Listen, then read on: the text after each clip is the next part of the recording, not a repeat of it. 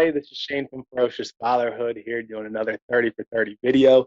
Today, I got Orlon Vincent with me from Fatherhood Mastery. Orlon, what's up, brother? What's going on, Shane, man? Listen, it is a pleasure and a blessing to be here, man. Really appreciate you, inviting us in, and giving us, an opportunity to be able to share, what we're about. We're just excited, man. Just excited, man, to be here, man. Seriously. Yeah, man. I love doing this. I love being able just to talk with people from all over and be able just to spread our message, man. It truly is an honor on our end. So thank you for coming on, man. Thank you, man. Thank you. Yeah, cool. So take a minute, introduce yourself, your background, and what it is, Fatherhood Mastery, and what you all do, man. Got you. Well, hey guys, like Shane said, my name is Orlon Vincent. I am the founder of Fatherhood Mastery. What is Fatherhood Mastery? Fatherhood Mastery pretty much was created to help change the way that fathers are perceived socially and culturally. Right? We know that fathers don't always have a good rep, but Fatherhood Mastery is here to change that. And so we want to be able to support fathers really and truly in three ways. One is by providing some encouraging and inspiring apparel. We got an apparel line that we created. We got some messages on some shirts and things like that we want to be able to have fathers rock. So that they can let people know what they're all about. So that's the first way. The second way is really and truly helping to bring more awareness. Through by connecting dads to evidence-based research. Right? There's a lot of research out there. That's talking about the benefits of the father being in the home, right? A lot of us, some of us, we grew up in single parent homes, and that has, in a sense, shaped us to be who we are. But we don't have to stay that way.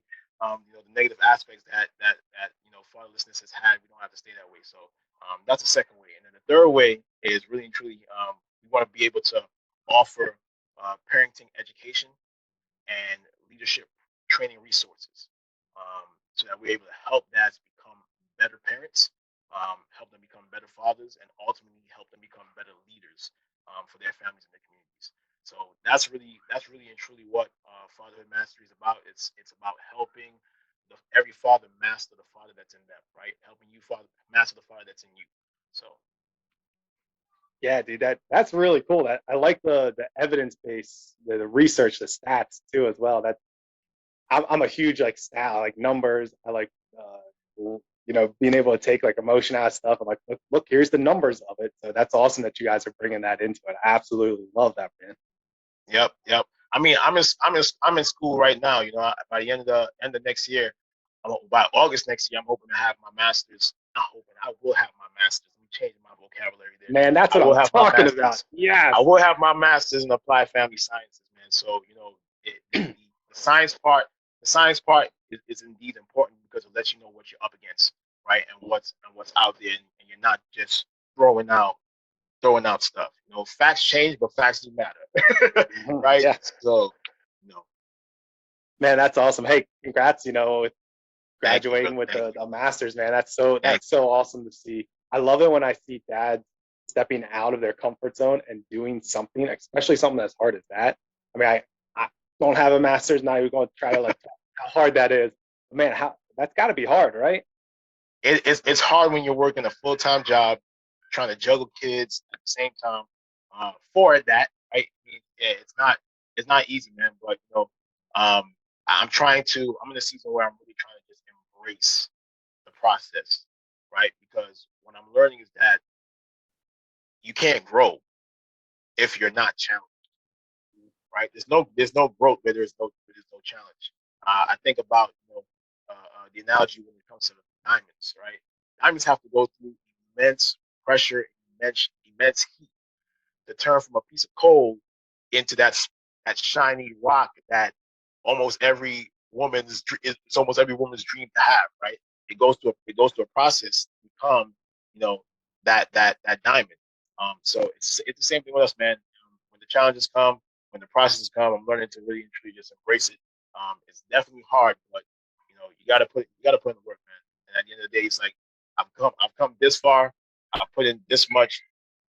If anything, I might as well make sure I get something out for it, right? So That's what it is. Man, that's so awesome to hear. I love that metaphor of like really of the coal to diamond and really being just compressed and pressurized. I think a lot of dads are kind of afraid of being, in the fire, being, getting that pressure put on them. And so that's awesome that you're doing that. Power to you. Cool, man. Thanks, So man. what's kind of like your general background? You said, you've got 4 kids, but what was your child like, or I'm sorry, your childhood like? Was your father in your life? What age kids you got? And then we'll start diving into these questions, man. Yeah. Well, man, I had a pretty average, carefree childhood, um, up to my teenage years. Like I grew up in a single parent, middle class household. My mom was never married. But she did everything for me and my younger sister, right? My younger half sister. And let me know if you can hear me. My earpiece is kind of telling me I got low battery, but hopefully it endures. But yeah, man. We never knew. Thanks to my mom, we never knew what it was like to struggle. And I don't know how many kids can say that with a single parent, mom. But yeah, man, we never knew what it was like to struggle, man. We never knew what it was like to lack. And that's a testament to her, and how hard she worked. But I was your typical kid, played video games, loved action figures, loved going outside, played ball almost every day. And then always on the block with friends, riding my bike around the neighborhood, man. And those moments for me, they were very sweet. Coming up into my adolescent years. But then when my adolescent years hit, I the mindset began to change a little bit there, and I grew up in New York. I was born in New York. And that's where I grew up until about age 16. So as I started to go into my adolescent years, my mindset really started to focus on things that were unhealthy for me.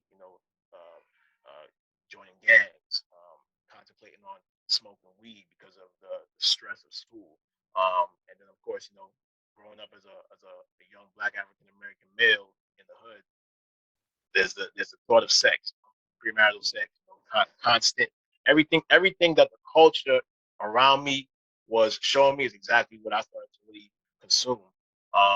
And Yeah, man. If it wasn't for us leaving, it wasn't for my mom deciding to pick up the family and move to Florida at the age of 16, man. Like I really don't know where I would be. Um, I definitely know that being the alternative, it wouldn't have been good. It wouldn't have been good Yeah. at all. So yeah, man, that was pretty much my child in a nutshell. My dad was not around. Okay. I mean, I guess if you count sending gifts on birthdays and Christmas, and then maybe talking to me once in a while, then maybe I could say that way that he was in my life. But I don't really consider that Hmm. to be a active father. So yeah, no dad, just my mom, me and my sister. Pretty much grew up in a household of all women, really and truly. I was like the only male for a very long time in a household of 5 women, right? Wow. So yeah, I think I lost you. So give me 1 second here. All right. See if I can get you here. I think I lost you. I'm sorry, I can still Second. hear you pretty good. Yeah, you can hear me, but I can't hear you. So I'm gonna try something here. Oh, all Okay. right, good. I can hear you now. Yeah, man. And so I have 4 kids of my own. I have 2 boys, 2 girls. Ages my 2 boys are 8 and 4. My girls are 6. She'll be 6 on the 15th. Wow. Of this month, and then I have a 1 year old that turned 1 in June. So it's been a process, man. Growing up with no dad around, and now I've been married, just celebrated 12 years married, 12 years together, 11 years married. So I'm doing all of this with having no prior example, right? Hmm. on what a healthy marriage would look like, on what being a father is supposed to look like. My dad, uh, man, if he taught me anything, was really and truly uh, what not to be, right? Not to be a absentee dad. That's what I pretty much learned. from him. So, Mm-hmm. but currently right now, I work for Lowe's. Just actually got that job like not too long ago. I'm what you would consider to be a installment service team coordinator. So I help out a lot of people with making sure that their installments go correctly. You know, I'm pretty much like a liaison between the customer and the vendors or the suppliers and so forth. And so I'm hoping to get out of that, be out of that very sooner than later. Mm-hmm. But that's what I'm doing right now. You know, Man, that's awesome. There's so much there that was just awesome. First off, it's a testament to your mom to get y'all out of, the gang situation, and yeah, to get y'all away from that, by herself. And then yeah, it's a testament to you that with you not having your father in your life, be able to realize, hey, I need to do something different to be as active, in your kids' lives, and then to start a company that is about fatherhood. I mean, yeah. that's such a testament to you while getting your master's, while working, while raising 4 kids. Like that's so awesome, man. That in and of itself is super inspiring. And man, And power to you. That's awesome. God be the glory for that, man. Seriously, seriously. Cool. So with you said your father wasn't in your life. What did you have any other strong fatherly figures that helped influence you? I know you said that you grew up kind of on the streets, kind of there's gangs all around. Mm. How much of an influence did those gangs have on you? And then also kind of did you have anyone outside of the gang that was a fatherly figure to you? Nah, man. I honestly like it was more so. It was more so. You know, you grow up in a particular neighborhood, right? And the neighborhood that I grew up in, Brownsville, Brooklyn, was predominantly the territory was Crips. That was the territory. So you know, all my friends, all the people that I hung out with had some type of affiliation to it. So you kind of like, you almost kind of feel like, yo, if I'm gonna join something, it gotta be this, right? Because these are the people that I chill with. These are the people who I hang out with. These are the people who I know, right? These are the people who I'm close to. But no, there wasn't any predominant figure that I really can say that I follow. Is more so just association, really and truly. Um, when I left, when we left New York and we got out here to Florida, and we found a church out here. That's really and truly where I started to kind of see examples of what fathers should look like. I mean, TV was like my teacher, right? Fresh Prince of Bel Air. What's some of the other ones? The Bill Cosby Show. I mean, these in a sense kind of like were examples of positive black fathers, right? When there was such a stigma out there that, men of my skin color, they only do this and they only do that. And most the statistics say most of them are locked up and things like that. Those were examples for me. And then when I got out to Florida and I actually had some physical examples, and saw how what these guys really showed me was how to love your family and how to make them a priority. Then that's when things started to kind of change. But still, my mom, still living in a household with a single mom. And I didn't mention that when we was in New York, I did have a father figure that was there. My sister's dad, my stepfather. He was present for 8 years, but I still did not see what a father was supposed to look Mm-hmm. like. The responsibilities that a father was supposed to have. And that relationship never really cultivated into anything, like a relationship between him and I. And I think I can say now, looking back, part of it had to do with me, you know, being that, and he was around since I was 5, so like from 5 to 13, right? Mm-hmm. But I don't think he never really kind of like embraced the fact that he wanted a son or viewed me as a son. And I Mm-hmm. think the resentment that I had, uh, uh, I don't think I had resentment at my dad during that time because I didn't know, but I had an idea that like you're not my dad, you're not my real dad, so Mm-hmm.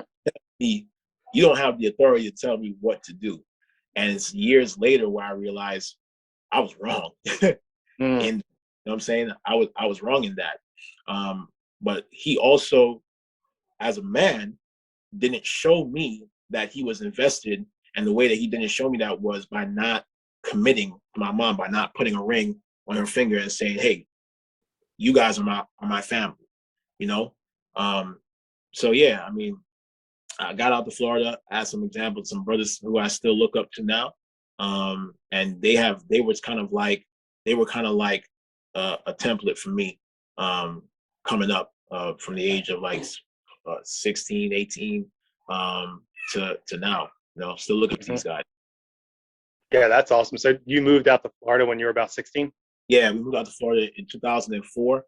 So I was 16 years old. I was just going into the second half of my junior year. Okay, that's awesome. So when you moved out there, what were some of those lessons that they started to impart on you, those mentors that you had within the church?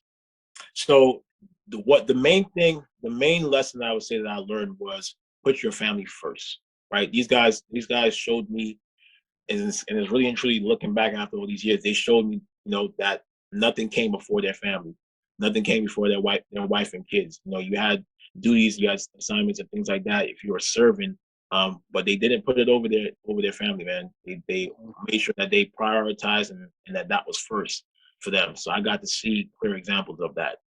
You Mhm. know, Yeah, that is such a big one. I see it more and more often now that I have to say no to things because it interferes with family, or I have to be like, hey, you told me you need this by now. I can't do that because yeah. I have to stay late at work, and today is, I have to do this with my son, and I'm going to stick to that because I told him that we were going to do that.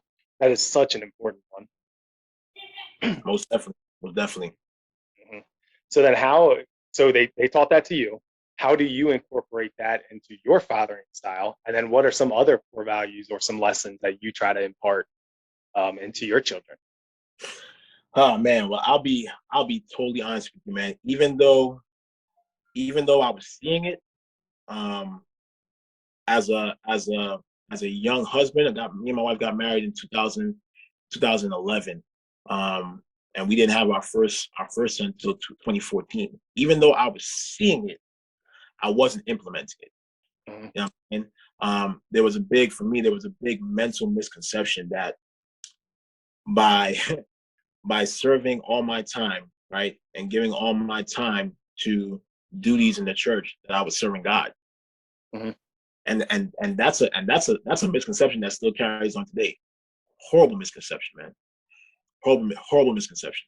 You know, uh, it was almost like, I mean, I look at it today and it's almost like I was committing adultery with with Mhm. uh with God's bride, right? The Bible Mhm. says that the church is Christ's bride, and here I am giving all my time to the church and neglecting my very own wife, right? First 2 years of our marriage. That put such a damper, because those first 2 years was the years where I was supposed to be cultivating the relationship with my wife, and wasn't doing that because I was giving all my time serving in a Mhm. building, and thinking that by doing so that I was serving God. But the order Mhm. said at first, your wife second, right? And Mhm. a building is not God. That is true. Yeah. Short story short, a building is not God.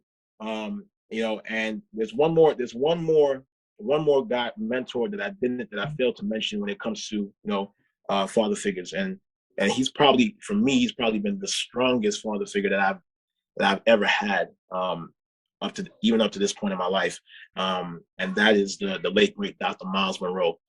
Anybody that sees things that I post, see that I post a lot of quotes from this man, and I really and truly owe this man a lot. Like his teachings and his lessons really and truly inspired me to create Fatherhood Mastery. You know, through him, he taught me that God's the greatest example. That God is the greatest example of what a father should be, Mhm. right? And what a father is. He also taught me that there are 10 basic functions of fatherhood. That fathers are a source, fathers are progenitors. They're the ones who uphold and support the coming generations. That fathers are sustainers. Whatever comes out of you, you are responsible for sustaining. Fathers are nurturers, fathers are protectors, fathers are teachers. we're disciplinaries. We're leaders, we're developers. Those 10 functions are important. And a lot of dads out there, they may have one or two. One of the basic ones I think is that every father kind of has built in inherently or know is that they're supposed to provide, right? Mm-hmm. What about the other ones? Mm-hmm. What about the other ones? So I owe a lot. I owe a lot to him. He's no longer here, but I made sure that, thank God for YouTube. I can get all the old teachings on there, and it's like, it's like water. It's like water that refreshes me, man.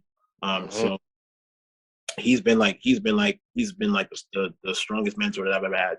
And he's one of the reasons why I can stand here with you today and kind of have this conversation, because you know he's the closest thing that I had to a father. And I Mm-hmm. honestly didn't even know him personally. I'm talking about just somebody who I encountered and came across, and then all of a sudden decided to start following. You know, Mm-hmm. Man, isn't that incredible how just with everything that's out there, on YouTube, that when it's used positively, the effect that it can have. I mean, you're saying that you'd never met him, but yet he has had such a profound effect on you. And yeah, I try to like impart that on like some of my friends, people that come along, and you're using YouTube all wrong. Like you yeah, need to be on there utilizing the positive aspects of it. And you can learn just so much. So it's awesome that you're able to really clean all of that, from him, and all just being online and everything like that. So that's really awesome. yeah. I met him a couple times, but I didn't know him personally to say Hmm. like I owe him. But when you hear him talking, and you I don't know, there's just some people who you can see the genuineness, and Hmm. you can see their character, and you just know that this person ain't speaking fluff. Hmm. He was one of those guys. He was one of those people, man. Yeah, that's But awesome. I know for me, it's Dr. Eric Thomas. Like, man, you listen to that man speak, it's the and Eric Thomas.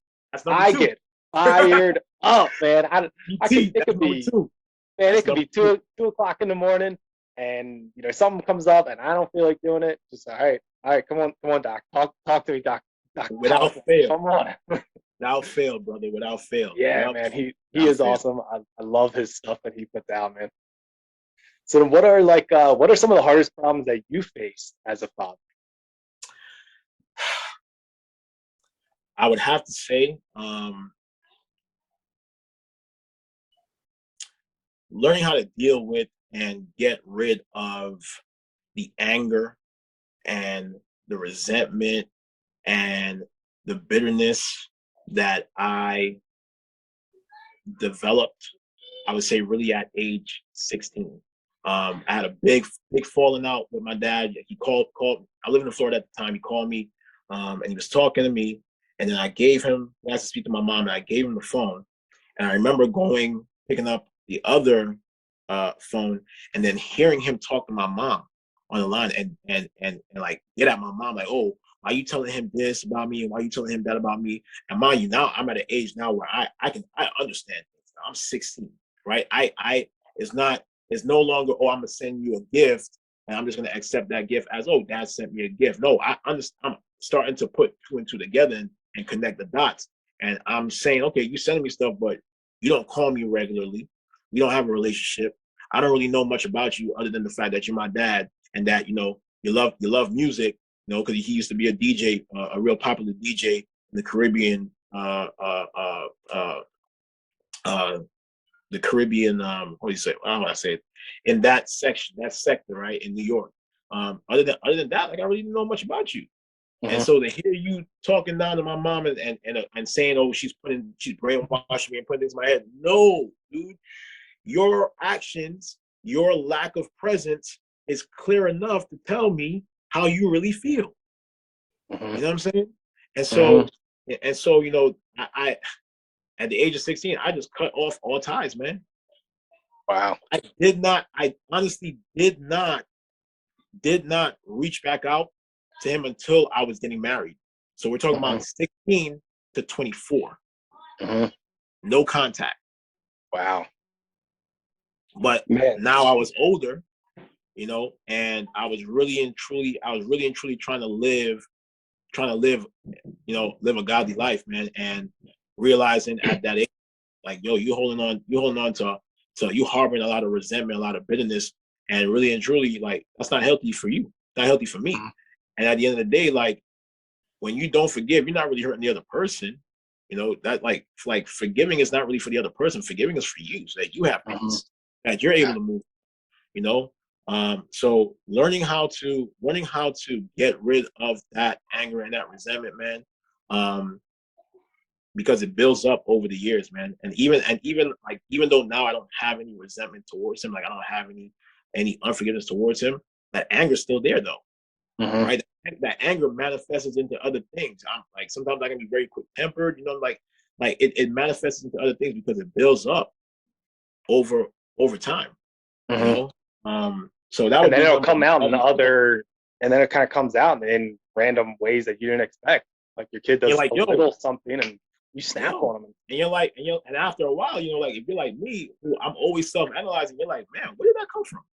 Yeah. Like, where did that come from?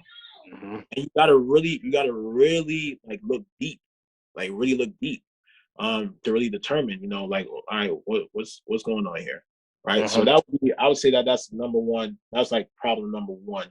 And then I would say problem number two would be because he wasn't present, because I had no male example in my house, was just learning how to become a man, right? And then once I got married and had my own kids, learning how to be a husband and how to be a father without having those examples displayed or modeled before me in the past.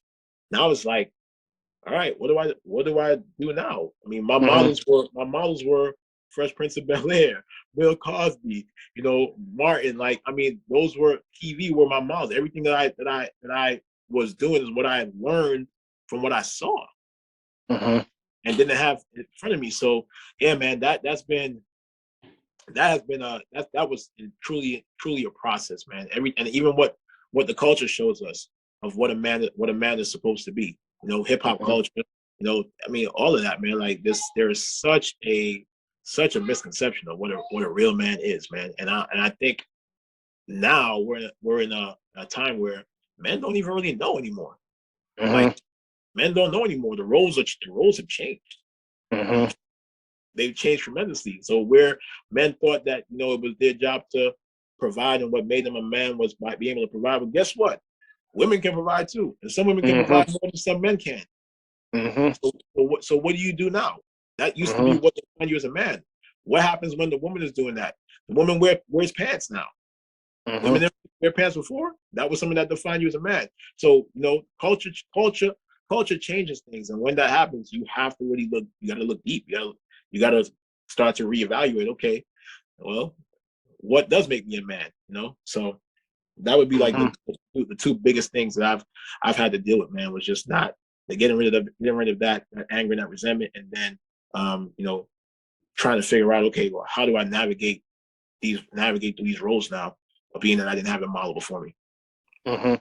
Man, so when you were answering that, something kind of like really hit me, and every time that I've kind of asked this question, I think when I started typing up these questions, I kind of expected like, oh, the diaper phase was really hard, or it was really, disciplining my kid because of this was difficult. But I've always gotten a really deep answer with this, and it's always been something that I did not kind of expect to hear. So it really makes me think that we as men, we can get in touch with, we can really get in touch with our emotions, and we can really reflect on these things. Because I mean, what you said, that takes a lot of reflection. I mean, I have thought about some of the things that you thought about, and not as deep as you have. Man, that takes some serious reflection. So do you reflect pretty regularly on like maybe your actions or how you were raised? Or every day, bro. Every day.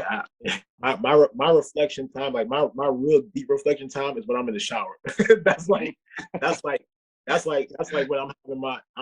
when I'm having my one-on-one with God, and I'm literally just self-reflecting on myself, and I'm thinking about how my day went, and thinking about what I did wrong and what I can improve on and what I can do better, and what I'm not doing in regards to how I'm treating my wife, and what I'm not doing in regards to how I'm treating my kids, that is when that really takes place and hits me deep. It's when I'm just standing up underneath the water, just meditating, man.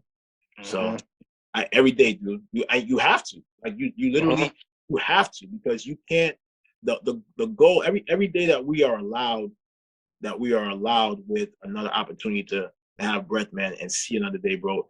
It's another day to do better than you did the day before. Mm-hmm. Yeah. So, And then so you have to reflect. and then what you can do is then you can set a better base for yourself, and you can set a better base for your kids, and that base continues to get built up over generations. Correct. Man, Correct. that self reflection, that the more and more I hear it, the more and more I got to do it, more than what I currently am. Man, it sounds like all the major lessons that all my guests are really learning come from those self reflections. Yeah. And it takes humility, man. It really does take a sense of humility to do it, because you have to be able to, like I always say, it's one thing to confess your faults to somebody else, but when you can't confess your faults to yourself, you know something's wrong. Like, That's good. you know something's wrong, dude. If you can't, it's one thing to confess to somebody else because you're scared that they might judge you, right? Mm-hmm. Mm-hmm. If you can't confess to your own self, dude, you can't be real with you. You got a serious problem. Yeah, absolutely. And then I always think it's easier to apologize to someone else because you can see, hey, I've hurt your feelings, so hey, I'm sorry about that. But that's not always the case when you have to apologize to yourself. Yeah, you can just brush something off, but you are doing yourself a disservice if you can't look at yourself in a mirror and say, hey, I'm sorry that I had this self talk today, or Yeah, hey, I'm sorry that I'm sorry to myself that I did this thing that was against my core beliefs, or eroded my integrity just a little bit, man. So that yeah, that is really important, yeah, man. sure. That's so good, man. That like hit me while you were talking. Like, man, every single, like, you're going deep with this. Like, you really reflect on this, man. So, thank you for that, man. So what are some of the ways that you stay actively engaged with your children? So for me, it is trying to find things that interest them Mm-hmm. and doing those things with them. And it doesn't have to be anything major. Like, sometimes they just want to come and play with you. You know what I'm saying? Mm-hmm. Sometimes it's, hey, Daddy, can you play with me? We'll take them to the science center and stuff like that. We just got SeaWorld tickets, so now we'll be able to take them to SeaWorld. So anytime that we can get to spend time with them is a good way to go ahead and build that relationship, through that engagement. Engagement is key, especially at the age that they're at. 8, 6, 4, like, they're always looking for your attention, right? And they need that. It's crucial for their development. You Mm-hmm. know, so just making sure that we make time for them, and when we make that time, that it is intentional time, and we're not saying we're making time and saying that we're doing things and we're preoccupied with other stuff, which can be hard sometimes. Trust me, it can definitely be hard sometimes. But Yeah. you got to make sure you do what you got to do.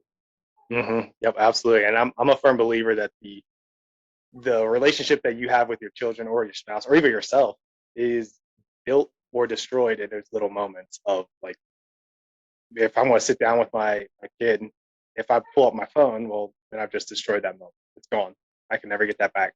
Or I can Yeah, sit down, put your phones up, put them in a complete opposite room, because those little moments that you do day in, day out, 15 minutes a day here, those are the moments that really build or erode your relationship with your kids. and remember, they're watching. Oh, absolutely. They're watching, so they're seeing you pull out your phone when you're supposed to be spending time, and then when you're looking to spend time with them, or you're trying to get them to do homework, or trying to get them to focus, and they're busy on their device and they're not paying you any mind, just know where they got it from. hmm Yeah. Well, I was just talking with someone, actually, Thomas. I was just talking to him. He was saying that the exact same thing, that everything that they do, they learn from you. And if you're, where do you think they get it from? You. And they don't get it from nobody else. Man, that's such an important one. So I think I'm gonna kind of wrap it up with that, man. I absolutely love that. But I do ask this of every single guest. What's like the last or one piece of advice that you got for dads out there that you really want to impart on them? Man, honestly, I would have to say that understand that the greatest responsibility that you have been given um, by God is being a father, Mhm. hands down. So because of that, take your take your position seriously, take your role seriously, because you are crucial. Like you are crucial. The statistics itself shows that. You know Mhm. that when dads are not around, men are have a high percentage of committing crimes. Men have a high percentage of going to prison. Uh, females have a high percentage of getting pregnant. They have a high percentage of of selling themselves. Like there is an inherent longing within each and every one of us for a daddy. Mhm.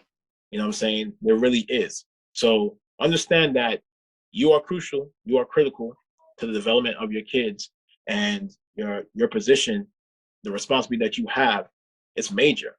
It's major. So take it seriously, man. Let's break this cycle of father absenteeism, of fatherlessness, and let's begin to really and truly help build our families, so that our families can go out there and create great communities, and within those communities we can create a great society. So that'd be like the best advice that I could possibly give, man. Yeah, I think that is such a good one because I mean, like you said, there's stats, they're real, and you, I'm kind of getting to a point almost where you can kind of see who has a dad and who doesn't have a dad in their house, and it's how they a lot of it is how they treat themselves. So that comes down. It really comes down to you being there, and that your kid's going to learn how to treat themselves based off how you treat yourself. Yeah, man. I mean, honestly, like you got to think of it like your house, right? Your house is society. Like your Mm-hmm. house is a training ground for your children to know how to carry themselves out when they get out into the world, when they get out into society. Like you got to train them up in your home, because when they get out there's brutal. And Mm-hmm. if they're not prepared and they don't know what to do, they're gonna get eaten alive. Mm-hmm. And even out there is going to find every single little crack that you missed in building your foundation with your kids, and it's going to just make it that much bigger of a gap. Absolutely right. Absolutely right. And dad's got to remember, man, like we are the foundation.